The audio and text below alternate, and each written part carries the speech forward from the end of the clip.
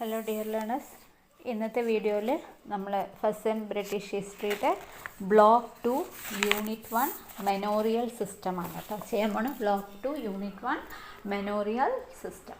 അപ്പോൾ കഴിഞ്ഞ ക്ലാസ്സിൽ നമ്മൾ നോർമൻ കോൺക്വസ്റ്റ്, ഫ്യൂഡലിസം അതൊക്കെയാണ് പറഞ്ഞിട്ടുണ്ടായിരുന്നത്. ഇതിൽ നമുക്ക് അതിനെക്കുറിച്ചും കൂടെ നോർമൻ ഫ്യൂഡലിസം, അതിൻ്റെ ഫീച്ചേഴ്സ് അതൊക്കെ കുറച്ചും കൂടി ഒന്ന് ഡീറ്റെയിൽ ആയിട്ടാണ് ഈ ഒരു യൂണിറ്റിൽ നോക്കാൻ പോണത് കേട്ടോ. Medieval historians, they have been discussing the origins of feudalism in England and the impact of Norman conquest on English society. Medieval historians discuss ചെയ്യുന്നത് എന്തിനെക്കുറിച്ചാണ്? ഇംഗ്ലണ്ടിലുള്ള ഫ്യൂഡലിസത്തിൻ്റെ ഒറിജിനെക്കുറിച്ചും നോർമൻ കോൺക്വസ്റ്റ് അവിടെ ഇംഗ്ലീഷ് സൊസൈറ്റിയിൽ ഉണ്ടാക്കിയിട്ടുള്ള ഇമ്പാക്റ്റിനെ കുറിച്ചൊക്കെയാണ് അവർ കൂടുതലായിട്ട് ഡിസ്കസ് ചെയ്യുന്നത്. അങ്ങനെ ഡിസ്കഷൻ നടന്നതിന് ശേഷം അവരുടെ ഒപ്പീനിയൻസ്, പല ഹിസ്റ്റോറിയൻസിനും പല ഒപ്പീനിയനാണ് ഉണ്ടായിരുന്നത്. അപ്പോൾ ഈ ഒരു ക്വസ്റ്റ്യൻ, നോർമൻ ഇംഗ്ലണ്ട് എങ്ങനെയായിരുന്നു, ഫ്യൂഡലിസം എത്ര കാലഘട്ടം വരെ അവിടെ എക്സിസ്റ്റ് ചെയ്തു, ഇതിനെക്കുറിച്ചൊക്കെയുള്ള ഡിസ്കഷൻസ് നടക്കുന്നുണ്ട്. അതുമായി ബന്ധപ്പെട്ടുള്ള debates, the debates related to the question of feudal practices before the Norman conquest of Britain.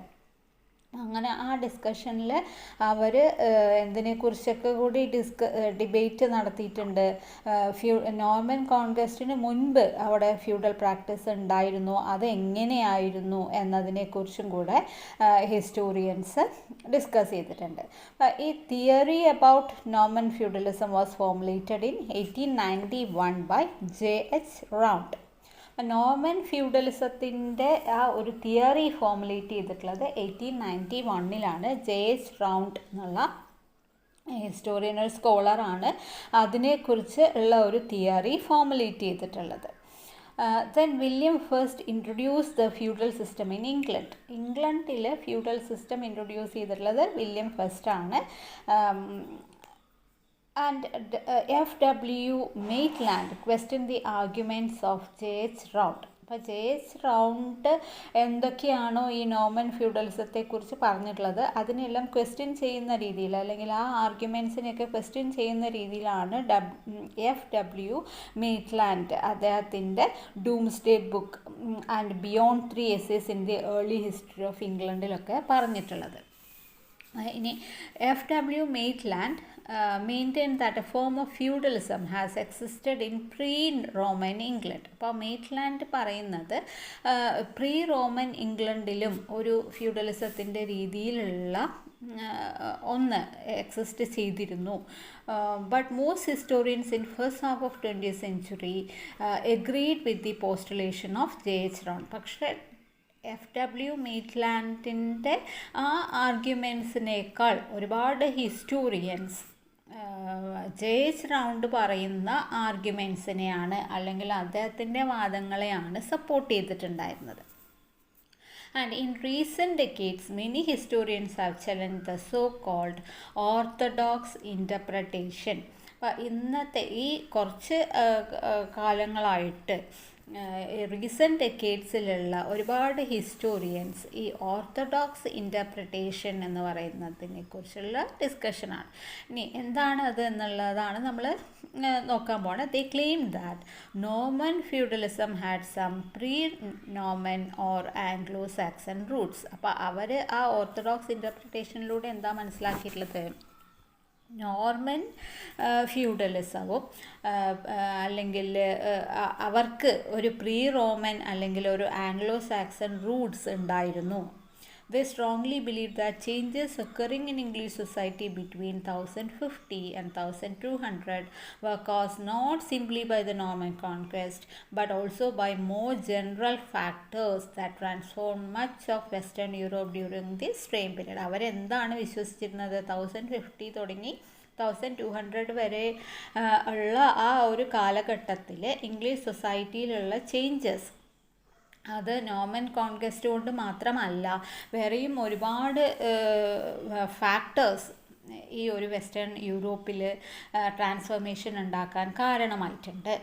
Alan Brown, in his book Origin of English Feudalism, tries to establish the validity of orthodox interpretation.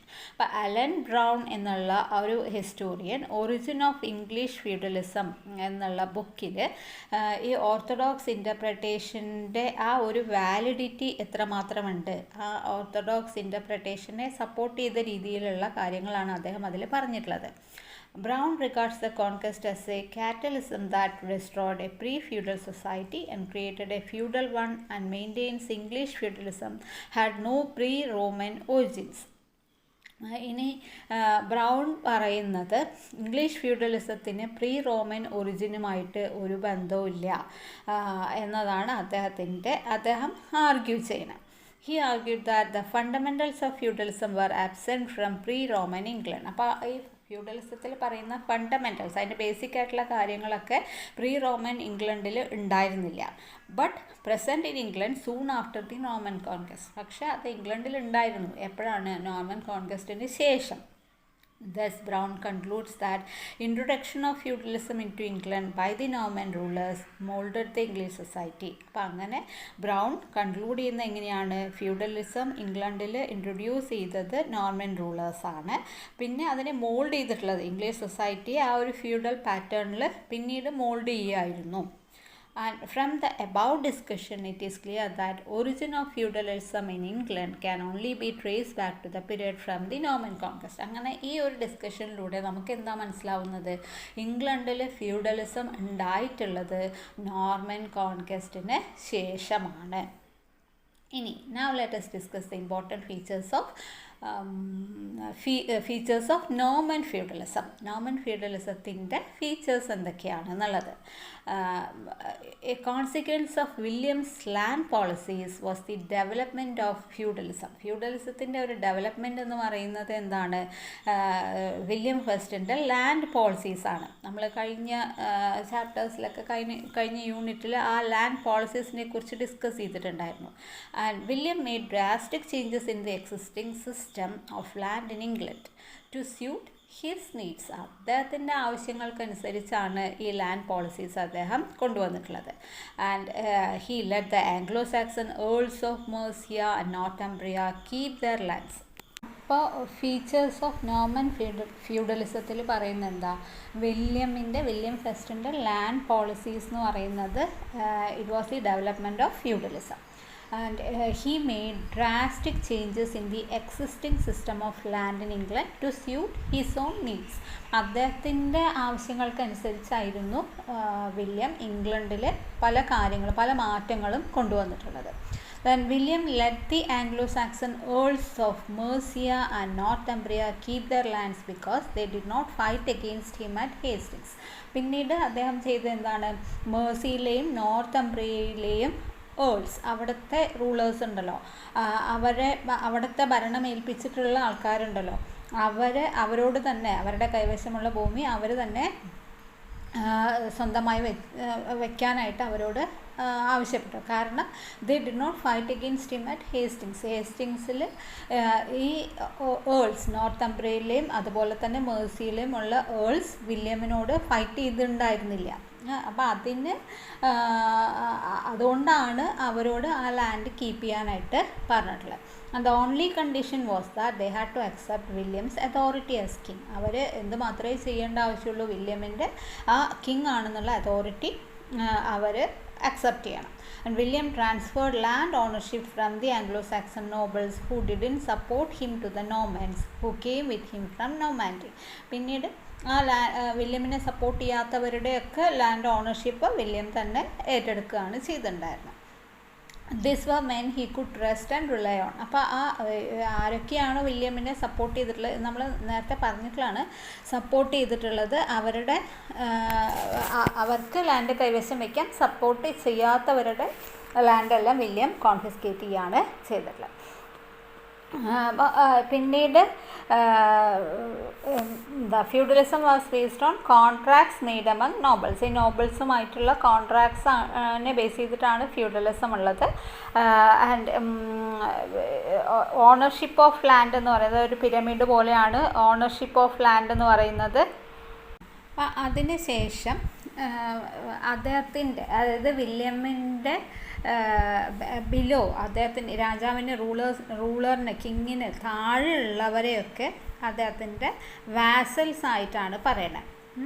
And a hierarchy of nobles who held fiefs, a piece of land, directly from the king and were called tenants in chief. ഇനി രാജാവിൻ്റെ കയ്യിൽ നിന്നും ഡയറക്റ്റായിട്ട് ഭൂമി രാജാവ് കൊടുത്തിട്ടുള്ളവർ, അതായത് അത് കൃഷി ചെയ്യാനും അതിൻ്റെ മേൽനോട്ടം നടത്താനൊക്കെ ആയിട്ട് കൊടുത്തിട്ടുള്ള ആൾക്കാരെ ടെനൻസ് ഇൻ ചീഫ്സ് എന്ന് പറയും. ദ നോമൻ split up the English land and retain and maintain the power by building castles ആ power basis to control the English population. അപ്പോൾ നോമൻസ് ഇംഗ്ലീഷ് ലാൻഡിനെ സ്പ്ലിറ്റ് ചെയ്തു, അത് മെയിൻറ്റെയിൻ ചെയ്തു. അങ്ങനെ അവർ അവിടെ കാസൽസ്, അവരുടെ പവർ ബേസിസിനനുസരിച്ച് കാസൽസൊക്കെ പണിയുകയും ചെയ്തു. And William needed a way of controlling England so that the people remain loyal to him. അപ്പോൾ വില്യമിന് ഇംഗ്ലണ്ട് കൺട്രോൾ ചെയ്യണം, അങ്ങനെ അവിടെയുള്ള ആൾക്കാരൊക്കെ കിങ്ങിന് ലോയലായിട്ടിരിക്കണം.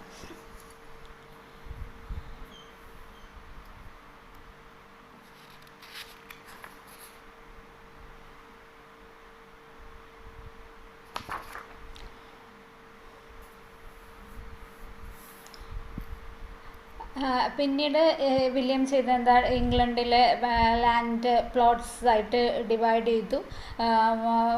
ഇവർക്ക് എന്താ ബ്രേവായിട്ട് ഫോർട്ട് ചെയ്ത ആൾക്കാർക്ക്, വില്യമിന് വേണ്ടി ഫൈറ്റ് ചെയ്തിട്ടുള്ള ആൾക്കാർക്ക് അത് വീതിച്ചു കൊടുക്കുക, അങ്ങനെയുള്ള കാര്യങ്ങളൊക്കെ ചെയ്തു. അപ്പോൾ നമ്മളിത് നേരത്തെ ഒരു വീഡിയോയിൽ ഇതിനെക്കുറിച്ച് ഡീറ്റെയിൽ ആയിട്ട് ഡിസ്കസ് ചെയ്തിട്ടുണ്ട്. അപ്പോൾ അതുകൊണ്ടാണ് ഞാൻ ഇതിൽ ഒന്ന് ഓടിച്ച് പറയുന്നത് കേട്ടോ. അപ്പോൾ ഇതാണ് നോമൻ ഫ്യൂഡലിസത്തിൻ്റെ ഒരു ഫീച്ചേഴ്സ് എന്ന് പറയുന്നത്. അപ്പോൾ അടുത്ത നമുക്ക് നോക്കാനുള്ളത് മെനോറിയലിസമാണ്. From the 9th to 15th century, manorial system was an important feature of medieval society of Europe.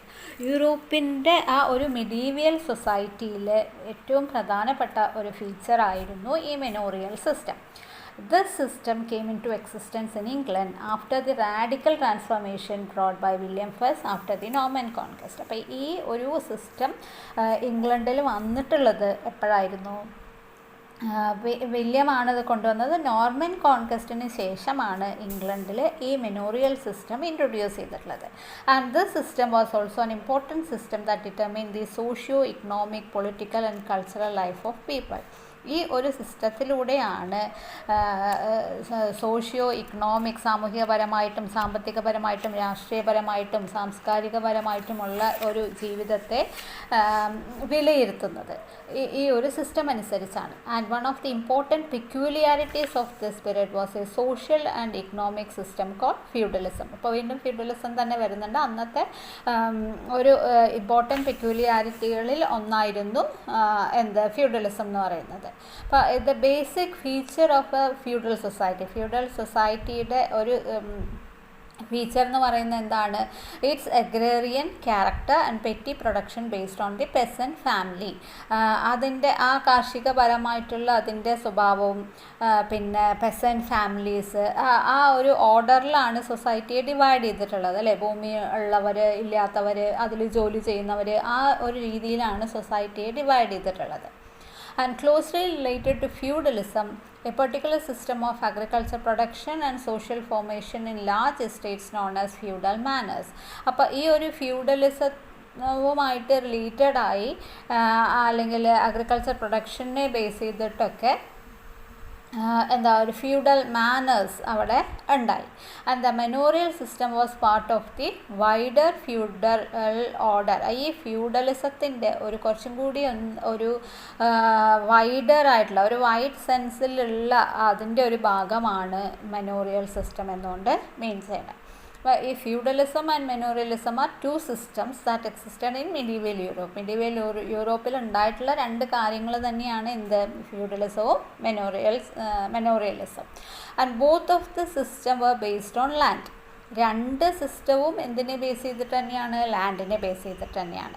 മെനോറിയലിസം എന്ന് പറയുന്നത് ഇക്കണോമിക് ആൻഡ് സോഷ്യൽ സിസ്റ്റത്തിനെ ബേസ് ചെയ്തിട്ടും എങ്ങനെയാണ് ലാൻഡ് മാനേജ് ചെയ്യണ, എത്ര ആരുടെ കൈവശമാണ് അതുള്ളത് എന്നൊക്കെയാണ് ഈ ഒരു മെനോറിയൽ സിസ്റ്റം ഡീൽ ചെയ്യുന്നത്. It primarily concern the peasants who provided the labour on the land and the relationship to the land. Peasants എന്താ പെസൻസ് ലേബേഴ്സിനെ പ്രൊവൈഡ് ചെയ്യുക, അവർക്ക് ഈ ലാൻഡുമായിട്ടുള്ള അവരുടെ റിലേഷൻഷിപ്പ്, സെക്യൂരിറ്റീസ്, ലോഡ്സിന് സെക്യൂരിറ്റീസ് കൊടുക്കുക, ഇതൊക്കെയാണ് ഈ ഒരു മെനോറിയലിസത്തിൽ പറയണത്. And feudalism on the other hand was a social political and economic system based on the exchange of land. Feudalism എന്ന് പറയുന്നത് എക്സ്ചേഞ്ച് ഓഫ് ലാൻഡ് ആണ്. പിന്നെ ഫോർ മിലിറ്ററി സർവീസസിന് വേണ്ടിയാണ് വില്യം എന്ത് ചെയ്തിട്ടുള്ളത്, ലാൻഡ് പ്രൊവൈഡ് ചെയ്തിട്ടുള്ളത്. And it involve the relationship between king and the feudal lords. കിങ്ങും feudal ലോഡ്സും തമ്മിലുള്ള ആ ഒരു റിലേഷൻഷിപ്പാണ് ഫ്യൂഡലിസത്തിലൂടെ നമുക്ക് മനസ്സിലാക്കാൻ പറ്റുന്നത്. And it determine how the lords gain the land while manorialism illustrated how it was maintain by the labour of the peasants. Feudalism determine ചെയ്യുന്നത് എങ്ങനെ ലോഡ്സ് ഈ ലാൻഡ് ഗെയിൻ ചെയ്യണു, എങ്ങനെ നേടിയെടുക്കുന്നു എന്നുള്ളത് പറയുമ്പോൾ മെനോറിയലിസം എന്താ പറയണേ, how it was maintained by the labor of the peasants. പെസൻസിൻ്റെ ലേബർ എങ്ങനെ മെയിൻറ്റെയിൻ ചെയ്യണു എന്നുള്ളതാണ് മെനോറിയലിസത്തിൽ പറയുന്നത്. And throughout most of medieval Europe agriculture was organised around the manorial system. അപ്പോൾ ഈ മെനോറിയൽ സിസ്റ്റത്തിലൂടെയാണ് ഈ അഗ്രികൾച്ചർ അവിടെ ഓർഗനൈസ് ചെയ്തിട്ടുള്ളത്. And it was the system existed in medieval England. ഇംഗ്ലണ്ടിലുള്ളത് തന്നെയാണ്. The manor was a self sufficient landed estate of fief that was under the control of lord who enjoyed a variety of rights over it's പെസൻസ്. അപ്പോൾ ആ Lord's അവരുടെ പെസൻസിൻ്റെ മേൽ ഒരുപാട് അധികാരങ്ങൾ കാണിക്കുകയും അല്ലെങ്കിൽ ഇവരുടെ അധികാരത്തെ ദുരുപയോഗം ചെയ്യുകയൊക്കെ ഈ മെനോറിയലിസത്തിൽ നമുക്ക് കാണാൻ പറ്റുന്നുണ്ട്. And within the estates free and free laborers worked the land of the landowner in return of protection and the right to work a separate piece of land for their own basic needs. അപ്പോൾ ഈ ഒരു എസ്റ്റേറ്റ്സിനകത്ത് തന്നെ free ആയിട്ടുള്ളതും unfree ആയിട്ടുള്ള labourers ഉണ്ട്. അവരവരുടെ land ഓണേഴ്സിന് വേണ്ടിയിട്ട് എന്ത് ചെയ്യാൻ, അവരുടെ ലാൻഡ് ഓണേഴ്സിൻ്റെ പ്രൊട്ടക്ഷന് വേണ്ടി അവർ എന്തും ചെയ്യാൻ തയ്യാറായിട്ടുള്ള ആൾക്കാരാണ്. And the hub of the community in the manorial system was the manor or castle. ആ മെനോറിയൽ സിസ്റ്റത്തിൻ്റെ ആ കമ്മ്യൂണിറ്റിയുടെ ആ ഹബ്ബ്, ആ ഒരു ഗ്രൂപ്പിനെയാണ് മാനർ അല്ലെങ്കിൽ കാസിൽ എന്ന് പറയുന്നത്. അത് ലാൻഡ് ലോഡ്സിൻ്റെ പ്രൈവറ്റ് റെസിഡൻസ് അല്ലെങ്കിൽ and place of communal gatherings for purpose of administration, legal matters and entertainment. അപ്പോൾ ഇത് ഈ മാനർ അല്ലെങ്കിൽ കാസിൽ എന്ന് പറയുന്നതാണ് ലാൻഡ് ലോഡ്സിൻ്റെ പ്രൈവറ്റ് റെസിഡൻസ് ആയിട്ടും പിന്നെ കമ്മ്യൂണൽ ഗ്യാതറിങ്സിന് വേണ്ടിയിട്ടൊക്കെ ആണ് ഈ മാനറും കാസിലൊക്കെ യൂസ് ചെയ്യണത്. And distinguishing aspect of the lord of manor was that both political leader and an employer. Manor എന്ന് പറയുന്നത് പൊളിറ്റിക്കൽ ലീഡറും ആയിരിക്കും, ഒപ്പം എംപ്ലോയറും ആയിരിക്കും. പിന്നെ manor estate covers nearly 100 acres. ഒരു മാനർ എസ്റ്റേറ്റ് എന്ന് പറയുന്നത് ഏകദേശം 100 ഏക്കറോളം ഉണ്ടാവും. അതിൽ താമസിക്കുന്നവരുടെ എല്ലാ ആവശ്യങ്ങളും നിറവേറ്റാൻ പറ്റുന്ന സ്ഥലങ്ങളായിരിക്കും. അതിൽ സ്മോൾ റിവേഴ്സ് ഉണ്ടാവും, സ്ട്രീംസ് ഉണ്ടാവും, ചർച്ച് ഉണ്ടാവും, മിൽ, ബാൺ, പിന്നെ വുഡ്ലാൻഡ്സ്, അങ്ങനെ എല്ലാ സൗകര്യങ്ങളുമുള്ള ലാൻഡായിരിക്കും. ഇനി ഈ ലാൻഡിനെ തന്നെ it was divided into 2 main parts. The first part was the domain അല്ലെങ്കിൽ ഡെംസെയിൻ എന്ന് പറയും. അത് ഈ ലാൻഡ് ഓണറിൻ്റെ എക്സ്ക്ലൂസീവ് യൂസേഴ്സിന് മാത്രമായിട്ട് റിസർവ് ചെയ്തിട്ടുള്ളതാണ്. ഇത് 35 to 40% ടോട്ടൽ ലാൻഡിൻ്റെ 35 to 40% ആണ് ഈ ഡൊമെയിൻ ഉള്ളത്. ഇനി സെക്കൻഡ് പാർട്ട് എന്ന് പറയുന്നത് ഡിപ്പെൻഡൻറ്റ് ടെനൻസിന്, അതിൽ വർക്ക് ചെയ്യുന്ന ആൾക്കാർക്കുണ്ടല്ലോ, അവർക്ക് താമസിക്കാനായിട്ടുള്ള സ്ഥലമാണ്. അത് ഏകദേശം 12 acres of land are possessed by each family. ഓരോ ഫാമിലിക്കും 12 acres വരെ ഇവർ കൊടുക്കാറുണ്ട്. ഇനി മാനർ എസ്റ്റേറ്റ് എന്ന് പറയുന്നത് സെൽഫ് സഫിഷ്യൻ്റ് ആണ്. അതിലെല്ലാ തരത്തിലുള്ള പ്രൊഡക്ഷൻസ് നടത്തുന്നുണ്ട്.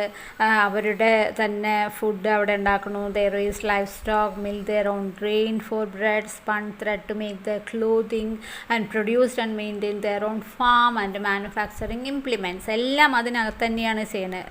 കൃഷി ചെയ്യും, കന്നുകാലികളെ വളർത്തും, അവരുടെ ധാന്യങ്ങൾ പൊടിക്കാനുള്ള മില്ല് ഉണ്ടാവും, പിന്നെ ക്ലോത്തിങ്ങിനുള്ള അതിനുള്ള വസ്ത്രങ്ങൾക്ക് വേണ്ടിയുള്ള അതുണ്ടാക്കുന്ന സ്ഥലങ്ങളുണ്ടാവും. അങ്ങനെ എല്ലാം അതിനകത്ത് തന്നെ ഉണ്ടാവും. അപ്പോൾ മറ്റു രാജ്യങ്ങളുമായിട്ട് അതിൻ്റെ പുറത്തുള്ളവരുമായിട്ടുള്ള ഔട്ട്സൈഡ് വേൾഡുമായിട്ടുള്ള ഒരു കോണ്ടാക്ട് എന്ന് പറയുന്നത് ഇവർക്ക് വളരെ കുറവായിരിക്കും. കാരണം അതിൻ്റെ ആവശ്യം അവർക്ക് വരണില്ല. And the relationship between its members were more specifically determined by the unique customs and tradition of that community. അവർക്ക് അവരുടേതായ ട്രഡീഷൻസ് ആൻഡ് കസ്റ്റംസ് ഒക്കെയാണ് ഉള്ളത്. അവർക്ക് അതിൻ്റെ ഹെഡ്, ആ മാനറിൻ്റെ ഹെഡ് എന്താണോ പറയുന്നത് അതിനനുസരിച്ചായിരിക്കും അവിടുത്തെ കാര്യങ്ങളൊക്കെ നടക്കുക. ഇനി നെക്സ്റ്റ് ടോപ്പിക്കാണ് serfs in feudal manor. SERFS serves in feudal manner. The economic system of the Middle Ages was founded on feudalism, supporting the overlords with the work of serfs using compulsory labor. Serfs ഫ്യൂഡലിസത്തിൻ്റെ ഈ middle ഏജസിലുള്ള ആ ഫ്യൂഡലിസത്തിൽ നമുക്ക് കാണാൻ പറ്റും ഈ സെർവ്സിൻ്റെ ആ ഒരു compulsory labour എന്ന് പറയുന്നത്. And it serfdom was a type of servile bondage occurring mostly among manors across Europe. അപ്പോൾ യൂറോപ്പിൽ മുഴുവനായിട്ടും ഈ ഒരു മാനേഴ്സും ഇങ്ങനെയുള്ള സെർഫ്ഡം ഒക്കെ ആ കാലഘട്ടത്തിൽ കാണാൻ പറ്റും. A serf is a form of an unfree peasant. Unfree ആയിട്ടുള്ള പെസൻസിനെയാണ് സെർഫ് എന്ന് പറയുന്നത്. A serf could not move from place to place because they were essentially tied to the land of the lord they served. ഏത് ലോർഡിൻ്റെ ആരുടെ ലാൻഡിലാണോ അവർ ജോലി ചെയ്യണത് അവിടെ തന്നെ അവർക്ക് താമസിക്കണം. അവർക്ക് വേറെ എവിടേക്കും പോകാൻ പറ്റില്ല, വേറെ എവിടെയും അവർക്ക് ജോലി ചെയ്യാനും പറ്റില്ല. അപ്പം അങ്ങനെ അവർക്ക് ഇഷ്ടമുള്ള സ്ഥലത്തേക്ക് പോകാനോ വേറെ ജോലികൾ ചെയ്യാനോ ഉള്ള ഫ്രീഡം അവർക്ക് ഉണ്ടായിരുന്നില്ല. And serfdom was determined by birth, meaning if one parents were serf, one would become a serf and so would one's sons and daughters. അപ്പോൾ അവരുടെ ജന്മനാൽ തന്നെ അവർ ഈ സെർഫ് ആവുകയാണ്. അവരുടെ പാരൻസ് സെർവ്സ് ആണെങ്കിൽ ഓട്ടോമാറ്റിക്കലി അവരുടെ മക്കളും ആരാവും സെർവ്സ് ആയിട്ട് മാറും. പക്ഷെ they were not slaves but they had no right to free movement and payment of the labor. അവർ സ്ലേവ്സ് അല്ല, പക്ഷെ അവർക്ക് ഫ്രീ ആയിട്ട് വേറെ സ്ഥലങ്ങളിലേക്ക് പോകാനോ മറ്റുള്ള സ്ഥലങ്ങളിൽ ജോലി ചെയ്യാനോ അങ്ങനെ പേയ്മെൻറ്റ് വാങ്ങിക്കാനോ അങ്ങനെയുള്ള ഫ്രീഡം ഒന്നും അവർക്ക് ഉണ്ടായിരുന്നില്ല. Then the serfs were the demesnes land of the 2 or 3 days each week. 2-3 ദിവസം അവർക്ക് ആ ലാൻഡിൽ ജോലി ചെയ്യേണ്ടതായിട്ട് വരും. ഇനി ഹാർവെസ്റ്റ് ടൈമിലൊക്കെ ആകുമ്പോൾ കുറച്ചും കൂടി ബിസി ആവും. ഇനി അതൊന്നും ഇല്ലാതിരുന്ന ദിവസങ്ങളിൽ, അതായത് ഹാർവെസ്റ്റ് ടൈമൊന്നും അല്ലാത്ത ദിവസങ്ങളിൽ serfs could farm that land given to them for their own family needs. അവരുടെ ആവശ്യങ്ങൾക്ക് വേണ്ടിയുള്ള സ്വന്തം ആവശ്യങ്ങൾക്ക് വേണ്ടി അവർക്ക് അവിടെ കൃഷി ചെയ്യാം. And the personal property of serf and his simple thatched house of mud and straw belong to the land owner. അവിടെ താമസിക്കുന്ന ഈ സിമ്പിൾ ആയിട്ടുള്ള ഈ ഓലമേഞ്ഞിട്ടുള്ള അല്ലെങ്കിൽ വൈക്കോല് കൊണ്ടുള്ള ആ ഒരു മഡ് കൊണ്ടൊക്കെ ഉള്ള വീടാണ്. അത് ലാൻഡ് ഓണറിന് സ്വന്തമാണ്. ഇവർക്ക് അവിടെ താമസിക്കാമെന്ന് മാത്രമേ ഉള്ളൂ. And a serf was obliged to pay fines and customary fees to the lords, such as on marriage of the lord's eldest daughter, etc. അപ്പോൾ ഈ ഫൈൻ അല്ലെങ്കിൽ കസ്റ്റമറി ഫീസൊക്കെ ഇവർക്ക് ലോഡ്സിന് കൊടുക്കണം. ലോഡിൻ്റെ എൽഡസ്റ്റ് ഡോട്ടറുടെ മാരേജൊക്കെ ആകുമ്പോൾ അങ്ങനെ കൊടുക്കണം, അവർക്ക് പൈസ കൊടുക്കണം അല്ലെങ്കിൽ ഗിഫ്റ്റ് അങ്ങനെ കൊടുക്കണം എന്നുള്ളത് ഒരു കസ്റ്റമാണ്. From morning to night the serfs closely watch supervise and order to do various task. ഇനി രാവിലെ മുതൽ രാത്രി വരെ ഇവരെ ഇങ്ങനെ വാച്ച് ചെയ്തുകൊണ്ടേ ആയിരിക്കും. അവരുടെ ജോലികൾ അതിനെ വാച്ച് ചെയ്യുക, അതിനെ ഓർഡർ ചെയ്യുക, ജോലി ചെയ്യിപ്പിക്കുക, അങ്ങനെയുള്ള കാര്യങ്ങളൊക്കെ ചെയ്യാറുണ്ട്. The serfs were born on the land and lived out of their lives there. If a feudal lord sold his manor to another nobleman, it included not only the land, livestock and working tools but the serfs on the land as well. അപ്പോൾ ഇനി ആ load വേറെ ഒരാൾക്ക് അവരുടെ ഭൂമി വിൽക്കുകയാണെങ്കിൽ അവർ ഈ സെർവ്സിനെ ഒപ്പമാണ് കൊടുക്കണം. വേറൊരാൾ അത് വാങ്ങിയാലും അവരുടെ സ്ഥലവും അവരുടെ ലൈഫ് സ്റ്റോക്കും വർക്കിംഗ് ടൂൾസും ഈ സെർവ്സ് ഉൾപ്പെടെയാണ് അവരെന്ത് ചെയ്യണത്, വിൽക്കുന്നത്. അപ്പോൾ വേറൊരാൾ വാങ്ങിയാലും ഇവർക്ക് എന്ത് ചെയ്യാൻ പറ്റില്ല, അവിടെ നിന്ന് പോകാൻ പറ്റില്ല. ഇനി ലാസ്റ്റ് ടോപ്പിക്കാണ് ഡിക്ലൈൻ ഓഫ് മെനോറിയൽ സിസ്റ്റം എന്നുള്ളത്. ഈ ഫ്യൂഡലിസവും മെനോറിയലിസവും ഒക്കെ middle ages late middle ages ഒക്കെ ആകുമ്പോഴത്തേക്കും ഡിക്ലൈൻ ചെയ്തു, തകരാൻ തുടങ്ങി. And one particular blow came from the sudden population declines caused by wars and plagues, particularly the Black Death. അതിൽ ഒരു കാരണം യുദ്ധം, പിന്നീട് വന്നിട്ടുള്ള പ്ലേഗ്, ബ്ലാക്ക് ഡെത്ത് എന്നൊക്കെ പറയുന്ന പ്ലേഗ് പോലുള്ള അസുഖങ്ങളൊക്കെയാണ് ഈ ഫ്യൂഡലിസവും മെനോറിയലിസവും ഒക്കെ ഡിക്ലൈൻ ചെയ്യാനുള്ള ഒരു reason. Another frequent risk to everyone's livelihood was crop failures. പിന്നെ അടുത്തത് വന്നിട്ടുള്ളതാണ് ക്രോപ്പ് ഫെയിലിയർ, വിളവ് നാശം, അല്ലെങ്കിൽ അത് ശരിയായ രീതിയിൽ ചെയ്യാൻ പറ്റാതാവുക. പിന്നെ ഈ പ്രശ്നങ്ങളൊക്കെ ലേബർ ഷോർട്ടേജ്, പിന്നെ ലേബേഴ്സ് ഇല്ലാതിരിക്കുമ്പോൾ തന്നെ അവരുടെ എസ്റ്റേറ്റ്സ് ഒക്കെ അബാൻഡൺ ചെയ്ത് അവർക്ക് വേണ്ടി ജോലി ചെയ്യാൻ ആരുമില്ലാത്ത അവസ്ഥ. പിന്നെ ടൗൺസും സിറ്റീസൊക്കെ വന്നത്, ലേബറേഴ്സ് ഈ കൺട്രി സൈഡൊക്കെ ഉപേക്ഷിച്ച് സിറ്റിയിലും ടൗണിലും ഒക്കെ ബെറ്റർ ഫ്യൂച്ചറിന് വേണ്ടി പോകുന്നത്, അവർക്ക് പുതിയ പുതിയ ജോലി സാധ്യതകൾ അവിടെ ഉണ്ടായിട്ടുള്ളത്. പിന്നെ വെൽത്തി ആയിട്ടുള്ള മെർച്ചൻസിന് വേണ്ടി ജോലി ചെയ്യുക, അതൊക്കെ അവർ കൃഷിയെ ഉപേക്ഷിക്കാനും ഈ കൃഷിയുമായി ബന്ധപ്പെട്ടുള്ള ജോലികൾ ചെയ്യാനും അവർ തയ്യാറാവാതെയായി. അങ്ങനെ ലേബറേഴ്സിന് കിട്ടാത്തത് കാരണം ഫ്യൂഡലിസവും മെനോറിയലിസവും തകരാണ്. Another reason for the decline was the number of revolts by the peasantry against the lords. പിന്നീട് വല്ല ഈ കർഷക സമരങ്ങൾ, ലേബറേഴ്സിൻ്റെ പല റിവോൾട്ട്സ് ഇതിൻ്റെ ഡിക്ലൈൻ ഒരു കാരണമാണ്. 1381 നടന്നിട്ടുള്ള പെസൻറ്റ് റിവോൾട്ട് ഈ മെനോറിയൽ സിസ്റ്റത്തിൻ്റെ തകർച്ചയ്ക്ക് ഒരു റീസണാണ്. And finally the increase in the use of coinage in the middle ages resulted in many serfs making a payment to the lord instead of labour, paying a fee to be absolve from some of labour expected of them or even buying the freedom. പിന്നെ കോയിനേജിൻ്റെ use increase ചെയ്തതോടെ അവർക്ക് payment കൂടുതൽ ആവശ്യപ്പെടാനൊക്കെ തുടങ്ങി ഈ serfs. അപ്പോൾ and across Europe all of the factors weaken the traditional setup of unfree labourers. അപ്പോൾ എല്ലാം ടൗണിലേക്കുള്ള കുടിയേറ്റവും പുതിയ ജോലികൾ അന്വേഷിച്ചിട്ടുള്ള യാത്രയും യുദ്ധങ്ങളും പ്ലേഗ് പോലുള്ള പകർച്ചവ്യാധികളും കോയിനേജ് ഇൻട്രൊഡ്യൂസ് ചെയ്തിട്ടുള്ളത്, അങ്ങനെ പല പല കാരണങ്ങളാണ് ഈ ഫ്യൂഡലിസവും മെനോറിയലിസവും ഒക്കെ തകരാനുള്ള ഒരു മെയിൻ റീസണായിട്ട് പറയുന്നത്. അപ്പോൾ ഈ വീഡിയോയിലൂടെ നമുക്ക് ഈ ഒരു chapter block 2 unit 1 manorial system complete ആയി. നെക്സ്റ്റ് വീഡിയോയിൽ അടുത്ത ചാപ്റ്റർ, അതായത് political developments, unit 2 political developments ആണ് ചെയ്യണത്. അപ്പോൾ ഇതെല്ലാം ഞാൻ പ്ലേ ലിസ്റ്റിൽ തന്നെ കൊടുത്തിട്ടുണ്ട്. അപ്പോൾ നിങ്ങൾക്ക് ഒരു വീഡിയോ നോക്കിക്കഴിഞ്ഞാൽ എൻ്റെ താഴെ തന്നെ അതുമായിട്ട് ബന്ധമുള്ള വീഡിയോസ് എല്ലാം തന്നെ നിങ്ങൾക്ക് അവൈലബിൾ ആയിരിക്കും കേട്ടോ. അപ്പോൾ അത് ഒന്ന് ശ്രദ്ധിച്ച് നോക്കുക. പിന്നെ നിങ്ങളുടെ എക്സാമൊക്കെ ആകുമ്പോഴേക്കും ഹിസ്റ്ററി ഓഫ് ബ്രിട്ടൻ കംപ്ലീറ്റ് ആവും എന്നാണ് വിചാരിക്കണേ. പറ്റണത്രയും ഞാൻ അപ്ലോഡ് ചെയ്ത് തരാം കേട്ടോ.